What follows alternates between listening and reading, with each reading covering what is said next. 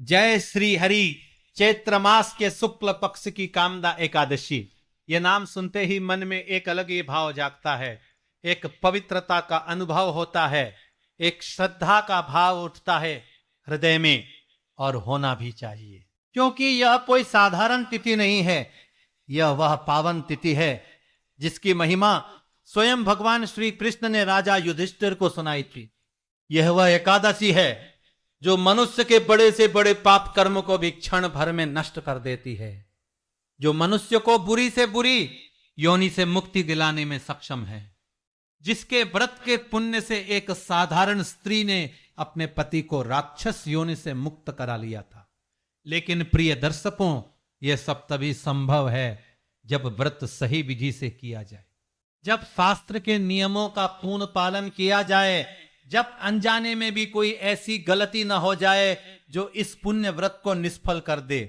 और यही वह बात है जो आज इस वीडियो में बताई जाएगी, क्योंकि हर वर्ष लाखों श्रद्धालु इस एकादशी का व्रत करते हैं, पूरे दिन उपवास रखते हैं, भगवान का पूजन करते हैं, रात्रि को जागरण करते हैं और अगले दिन विधि पूर्वक पारण भी करते हैं।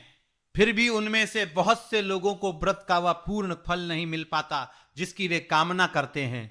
और इसका कारण क्या है? इसका कारण है वो गलतियां जो वे अनजाने में कर बैठते हैं, वो भूलें जिनके बारे में उन्हें पता ही नहीं होता, वो चूके जो उनके पूरे व्रत के पुण्य को या तो कम कर देती है या फिर उन्हें व्रत के फल से सर्वथा वंचित कर देती है। तो आज इस वीडियो में हम उन्हीं 5 बड़ी गलतियों के बारे में विस्तार से जानेंगे। शास्त्र क्या कहते हैं, पंचांग क्या बताता है, पुराणों में क्या लिखा है, यह सब आपको आज बताया जाएगा, ताकि आप इस कामदा एकादशी का व्रत पूर्ण श्रद्धा और पूर्ण विधि के साथ करें और भगवान श्री हरि की असीम कृपा के भागीदार बने। तो आइए आरंभ करते हैं। सबसे पहली और सबसे बड़ी गलती जो इस बार बहुत से लोग कर सकते हैं, वह है गलत दिन व्रत कर लेना। यह सुनने में साधारण लग सकता है, लेकिन यह सबसे गंभीर भूल है। और इस बार की परिस्थिति ऐसी है कि यदि आपको सही जानकारी नहीं है तो आप बड़ी आसानी से इस गलती के शिकार हो सकते हैं। इस बार चैत्र मास के शुक्ल पक्ष की एकादशी तिथि 28 मार्च को सुबह 8:45 पर प्रारंभ होती है और 29 मार्च को सुबह 7:46 पर समाप्त हो जाती है। अब बहुत से लोग ये देखकर कि 28 तारीख को एकादशी प्रारंभ हो रही है और पूरे दिन एकादशी है, वे 28 मार्च को ही व्रत कर लेंगे, और यही उनकी सबसे बड़ी भूल होगी। शास्त्र इस विषय में बिल्कुल स्पष्ट हैं। धर्मशास्त्र का एक अत्यंत महत्वपूर्ण सिद्धांत है, दशमी विद्या एकादशी ग्राह्या न भवते, अर्थात जिस एकादशी तिथि में दशमी का स्पर्श हो वह एकादशी व्रत के लिए ग्राह्य नहीं होती। उस दिन व्रत करना न केवल निष्फल होता है, बल्कि शास्त्र तो यहां तक कहते हैं कि ऐसी दशमी विद्या एकादशी को व्रत करना नरकगामी बनाता है। ये बात भगवान स्वयं कहते हैं, ये बात पुराणों में वर्णित है। 28 मार्च को एकादशी तिथि प्रारंभ होने से पहले दशमी तिथि का स्पर्श है, इसीलिए वह दिन व्रत के लिए सर्वथा वर्जित है। आपको 28 मार्च को किसी भी कीमत पर एकादशी का व्रत नहीं करना है। अब प्रश्न उठता है कि फिर व्रत किस दिन करें? तो उत्तर है 29 मार्च। 29 मार्च को एकादशी तिथि सूर्योदय से पहले से ही विद्यमान है और उस दिन सूर्य का मुख एकादशी से होगा। इसके अतिरिक्त 29 मार्च को द्वादशी युक्ता एकादशी का योग बन रहा है और शास्त्र कहते हैं कि द्वादशी युक्ता एकादशी श्रेष्ठ होती है, पुण्यदायिनी होती है। इसीलिए 29 मार्च को व्रत करना शास्त्र सम्मत है, उचित है और फलदायी है। ये जानकारी आप अपने परिवार में, अपने मित्रों में, अपने पड़ोसियों में अवश्य पहुंचाइएगा, क्योंकि बहुत से लोग बिना जाने 28 तारीख को व्रत कर लेंगे और वे श्रद्धा से करेंगे, भक्ति से करेंगे, लेकिन गलत तिथि के कारण उनका व्रत शास्त्र की दृष्टि में स्वीकार्य नहीं होगा। तो यह जानकारी जितनी अधिक लोगों तक पहुंचे उतना अच्छा है। अब बात करते हैं दूसरी बड़ी गलती की, और वो है एकादशी के दिन चावल का सेवन करना। ये गलती भी बहुत से लोगों से होती है। बहुत से लोग व्रत करते हैं, दिन भर उपवास रखते हैं, लेकिन रात्रि को या दोपहर में जब वे फलाहार करते हैं तो उसके साथ कुछ ऐसा खा लेते हैं जिसमें चावल हो। कुछ लोग चावल से बनी खिचड़ी खा लेते हैं ये सोचकर कि ये तो व्रत का खाना है। कुछ लोग साबूदाने की खिचड़ी में चावल मिला लेते हैं, और कुछ लोग तो सीधे चावल ही खा लेते हैं यह सोचकर कि एकादशी का उपवास तो वैसे भी फलाहारी होता है। लेकिन शास्त्र चावल के विषय में बिल्कुल स्पष्ट और कठोर नियम देते हैं। एकादशी को चावल का सेवन महापाप माना गया है। इसके पीछे एक गहरा पौराणिक कारण है। पद्म पुराण में वर्णन आता है कि एकादशी तिथि को चावल के प्रत्येक कण में पितरों का वास होता है। जो व्यक्ति एकादशी को चावल खाता है वह अनजाने में अपने पितरों का भक्षण करता है, और यह कार्य अत्यंत दोषकारी और पापजनक है। इसीलिए एकादशी को चावल का एक दाना भी ग्रहण नहीं करना चाहिए।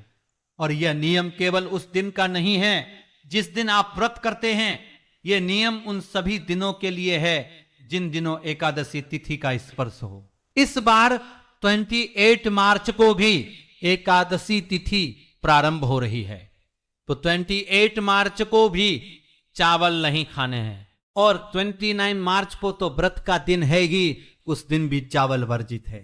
अतः इस बार 28 और 29 दोनों दिन चावल का त्याग अनिवार्य है, चाहे आप उपवास रखें या नहीं। एकादशी तिथि के दिन चावल तो नहीं खाना चाहिए। ये नियम गृहस्थ और व्रती दोनों के लिए समान रूप से लागू होता है। और यदि घर में कोई बीमार है, कोई वृद्ध है, कोई छोटे बच्चे हैं जिनके लिए चावल आवश्यक हो, तो उनके लिए तो ये विशेष नियम में छूट दी गई है। लेकिन जो स्वस्थ है, जो सक्षम हैं, उनके लिए इस नियम का पालन अनिवार्य है। अब आते हैं तीसरी गलती पर, और यह गलती भी बहुत सामान्य है लेकिन बहुत दोषकारी है। वह है व्रत के दिन या व्रत से एक दिन पूर्व तामसिक वस्तुओं का सेवन करना। एकादशी के नियम केवल एकादशी के दिन से नहीं शुरू होते। यह एक त्रिदशीय अनुष्ठान है, अर्थात दशमी से लेकर द्वादशी तक 3 दिन के नियम होते हैं, और 10वीं तिथि से ही कुछ वस्तुओं का त्याग करना शास्त्रों में अनिवार्य बताया गया है। 10वीं तिथि को अर्थात व्रत से एक दिन पहले लहसुन और प्याज का सेवन नहीं करना चाहिए, चने का साग नहीं खाना चाहिए, मसूर की दाल वर्जित है, और जो भाई बहन मांसाहार करते हैं या मदिरा का सेवन करते हैं उनके लिए विशेष रूप से यह जानना आवश्यक है कि यदि आप एकादशी का व्रत करना चाहते हैं तो एक दिन पूर्व ही इन सब का त्याग करना होगा। बहुत से लोग ऐसे हैं जो मांसाहार भी करते हैं और एकादशी व्रत भी करते हैं। यह स्थिति ठीक नहीं है, लेकिन फिर भी यदि कोई ऐसा करना चाहे तो कम से कम 10वीं के दिन से ही ये सब छोड़ दें।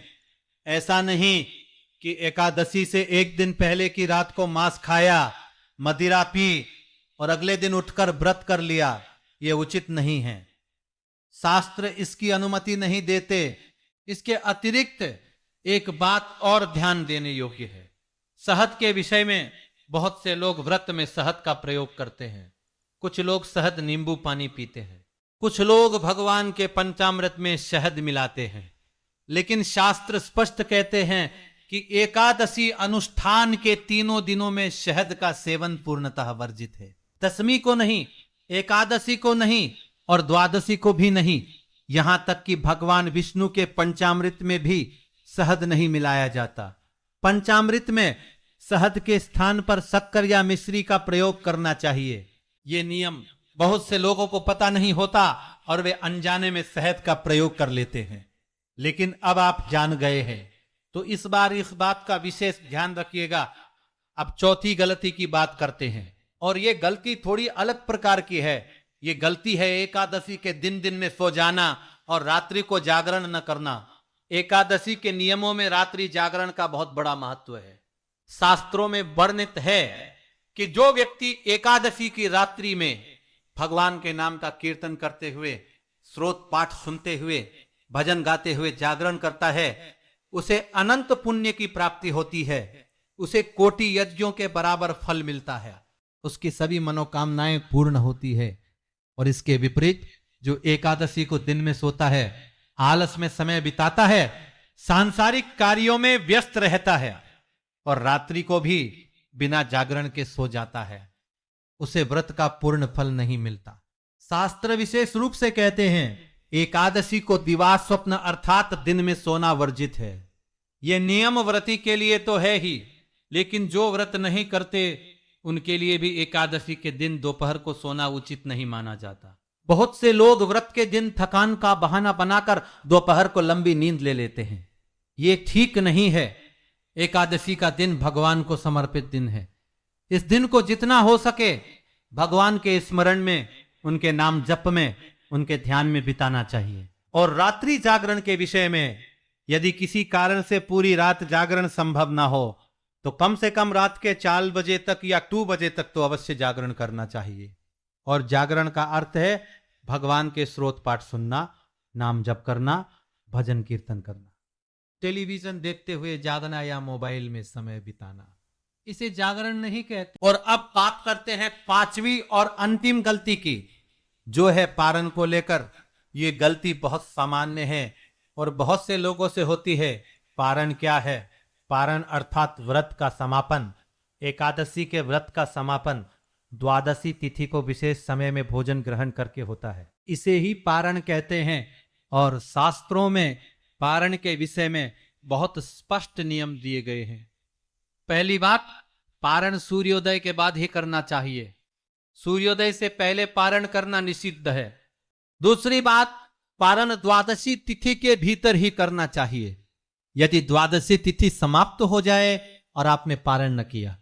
तीसरी बात, पारण के लिए एक विशेष समय सीमा होती है, उस समय सीमा के भीतर ही पारण करना श्रेष्ठ होता है। इस बार कामदा एकादशी के व्रत का पारण 30 मार्च को किया जाएगा और पारण का उत्तम समय रहेगा सुबह 6:14 से लेकर 8:34 के बीच। यह लगभग 2.25 घंटे का समय है। इस समय के भीतर आपको पारण कर लेना है। बहुत से लोग पारण बहुत देर से करते हैं, दोपहर तक या शाम तक प्रतीक्षा करते रहते हैं, यह उचित नहीं है। और कुछ लोग पारण बिना किसी पूजन के, बिना किसी संकल्प के सीधे खाना खाकर कर लेते हैं, यह भी उचित नहीं है। पारण से पहले प्रातः काल सूर्योदय से पहले उठकर स्नान करना चाहिए। स्वच्छ वस्त्र धारण करके भगवान का संक्षिप्त पूजन करना चाहिए, उन्हें भोग लगाना चाहिए और फिर उनसे निवेदन करना चाहिए कि हे प्रभु, मैंने इस एकादशी का व्रत आपकी कृपा से पूर्ण किया। अब मैं आपका प्रसाद ग्रहण करके इस व्रत का पारण करता हूं, इसे आप स्वीकार करें। इस प्रकार से भगवान का प्रसाद ग्रहण करके पारण करने से व्रत पूर्ण होता है और उसका संपूर्ण फल प्राप्त होता है। प्रिय दर्शकों, ये थी वो 5 बड़ी गलतियां जो कामदा एकादशी के व्रत में नहीं होनी चाहिए। लेकिन यहीं पर यह वीडियो समाप्त नहीं होता, क्योंकि अब हम बात करेंगे उस पौराणिक कथा की जो इस एकादशी की महिमा को और भी गहराई से समझाती है और जो यह बताती है कि इस एकादशी के व्रत का पुण्य कितना असीम है। भगवान श्री कृष्ण महाराज युधिष्ठिर को बताते हैं कि एक समय नल राजा के राज्य में ललित और ललिता नाम के 2 गंधर्व और गंधर्वी थे। ललिता एक अत्यंत सुंदर अप्सरा थी। उसके प्रिय पति ललित राजमहल में नृत्य और गायन करते थे। दोनों परस्पर अत्यंत प्रेम में लीन रहते थे। एक दिन की बात है, गंधर्व ऋषि ने कुछ क्षण विचार किया और फिर बोले, भद्रे, इस समय चैत्र मास के शुक्ल पक्ष की एकादशी आने वाली है, इसे कामदा एकादशी कहते हैं। तुम इस एकादशी का विधि विधान से व्रत करो, भगवान विष्णु का पूजन करो और उस व्रत का जो पुण्य हो उसे अपने पति को अर्पित कर दो। उस पुण्य के प्रभाव से तुम्हारे पति का सब पाप नष्ट हो जाएगा और वे राक्षस भाव से मुक्त हो जाएंगे। ललिता ने ऋषि के वचनों पर पूर्ण श्रद्धा रखी। उसी आश्रम में रहते हुए उसने एकादशी का व्रत किया। 10वीं की रात से ही नियमों का पालन आरंभ किया। एकादशी को सूर्योदय से पहले उठकर पवित्र सरोवर में स्नान किया, स्वच्छ वस्त्र धारण किए, व्रत का संकल्प किया, भगवान विष्णु का विधि पूर्वक पूजन किया, कीर्तन किया, रात्रि को जागरण किया और अगले दिन प्रातःकाल भगवान का पूजन करके पारण किया। और पारण करते समय उसने भगवान से निवेदन किया, हे परमेश्वर वासुदेव, मैंने इस एकादशी का व्रत किया, इसका जो भी पुण्य है वो मैं अपने पति को अर्पित करती हूं। ये पुण्य आप उन्हें प्रदान कीजिए और उन्हें इस राक्षस भाव से मुक्त कीजिए। और फिर जो हुआ वह भगवान की कृपा का अद्भुत प्रमाण था। ललिता के संकल्प करते ही उसके इस पुण्य के प्रभाव से भगवान नारायण की कृपा से उसके पति ललित का राक्षस रूप नष्ट हो गया। वह पुनः अपने पूर्व गंधर्व रूप को प्राप्त हो गए। राक्षस भाव से मुक्त होकर वह अपनी प्रिय पत्नी के सामने खड़े थे और दोनों भगवान की इस असीम कृपा के लिए आभारी हुए। भगवान श्री कृष्ण कहते हैं, युधिष्ठिर, ये एकादशी मनुष्य के सभी पापों का नाश करने वाली है। जो मनुष्य इसका व्रत करता है उसकी सभी कामनाएं पूर्ण हो जाती है। इसीलिए इसका नाम है कामदा एकादशी, अर्थात सभी कामनाओं को पूर्ण करने वाली एकादशी। तो प्रिय दर्शकों, इस कथा से एक बात और स्पष्ट होती है, ललिता ने इस व्रत का पुण्य अपने पति को अर्पित किया और इसका पुण्य इतना असीम था कि राक्षस भाव तक नष्ट हो गया।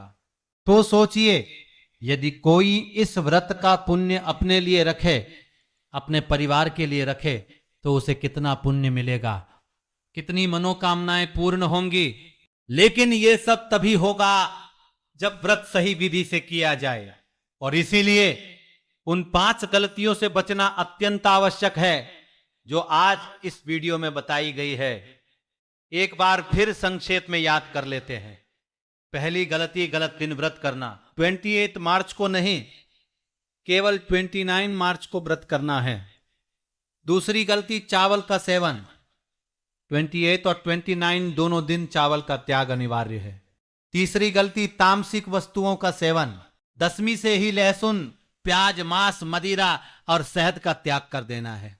चौथी गलती, दिन में सोना और रात्रि जागरण न करना। एकादशी के दिन को भगवान के स्मरण में बिताना है और रात्रि को यथाशक्ति जागरण करना है। 5वीं गलती, पारण सही समय पर ना करना। 30 मार्च को सुबह 6:14 से 8:34 के बीच पारण का उत्तम समय है। इस समय सीमा में पारण अवश्य कर लेना है।